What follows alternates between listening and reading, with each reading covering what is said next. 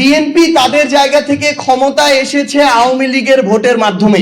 জুলাই সনদের 84টি বিষয় ছিল, এর মধ্যে বিএনপি দলগতভাবে নোট অফ ডিসেন্ট দিয়েছে 10টি বিষয়। ওই 10টি বিষয় হচ্ছে বাকি 74টা বিষয়ের চেয়ে বেশি গুরুত্বপূর্ণ এই রাষ্ট্রের জন্য, সংস্কারের জন্য, অগ্রগতির জন্য। অন্তর্বর্তীকালীন সরকারের 133টা অধ্যাদেশ, এর মধ্যে ইতিমধ্যেই 20টা বাতিল হয়ে গিয়েছে। এগুলো আর নতুন করে আইন করার কোনো সুযোগ নেই।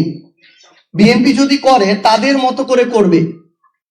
এই বাংলাদেশের সংস্কারের জন্য যেই প্রতিষ্ঠানগুলো বাংলাদেশের আওয়ামী লীগ ধ্বংস করে গিয়েছিল সেগুলোর স্বাধীনতার জন্য এই 20টা অধ্যাদেশ বাকি 113টা অধ্যাদেশের চেয়েও বেশি গুরুত্বপূর্ণ ছিল।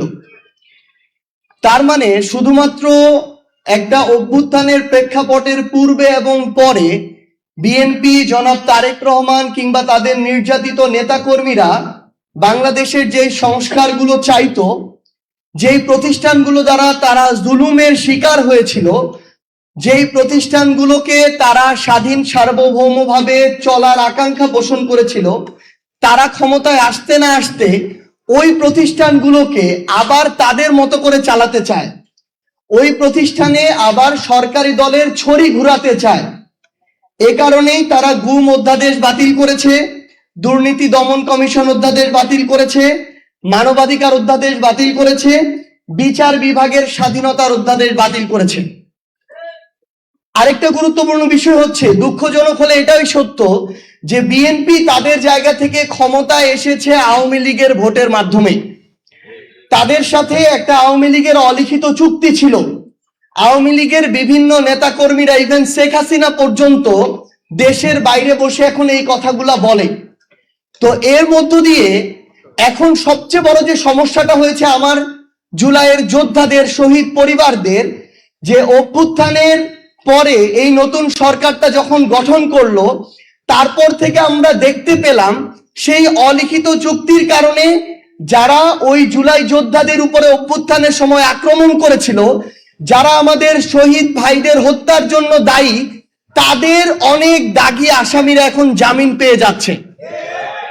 আমাদের আহত যোদ্ধাদের উপরে ঢাকা শহর থেকে শুরু করে বিভিন্ন জায়গায় যারা হুমকি দিয়েছিল, আক্রমণ করেছিল, লাঠি দিয়ে পিটিয়েছিল, তারা এখন আবার ওই একই জায়গায় বুক ফুলিয়ে বেড়াচ্ছে এবং আমার আহত যোদ্ধা আর শহীদ পরিবারদেরকে বলছে যে তোদের সময় শেষ হয়ে এসেছে, আমরা ফিরে এসেছি, দেখব তোরা কি করতে পারিস। এইরকম হুমকির মধ্য দিয়ে আমার শহীদ পরিবাররা যাচ্ছে, আমার জুলাই যোদ্ধারা যাচ্ছে। আমরা বিএনপিকে আহ্বান করব যে আপনারা যদি আপনাদের জায়গা থেকে মনে করেন যে আপনারা বিরোধী দলের কবর খুঁড়বেন, আবার নিজেরা সংসদীয় স্বৈরতন্ত্রের পথে হাঁটবেন, তাহলে মনে রাখবেন ওই কবরের আপনাদের জায়গাটা হবে সবার আগে। এবং শহীদ পরিবার এবং আহত যোদ্ধাদের সর্বশেষ একটা কথাই বলবো যে আপনারা দয়া করে কোনো কিছুর বিনিময়ে, কোনো কিছুর বিভিন্ন ধরনের তারা তাদের জায়গা থেকে আমরা দেখাচ্ছি, আপনাদেরকে আশা দেখাচ্ছে, লোভ দেখাচ্ছে, দয়া করে এগুলোর বিনিময়ে বিভাজিত হয়ে সামগ্রিকভাবে আপনাদের যে আকাঙ্ক্ষাটা, এটাকে ক্ষতিগ্রস্ত করবেন না।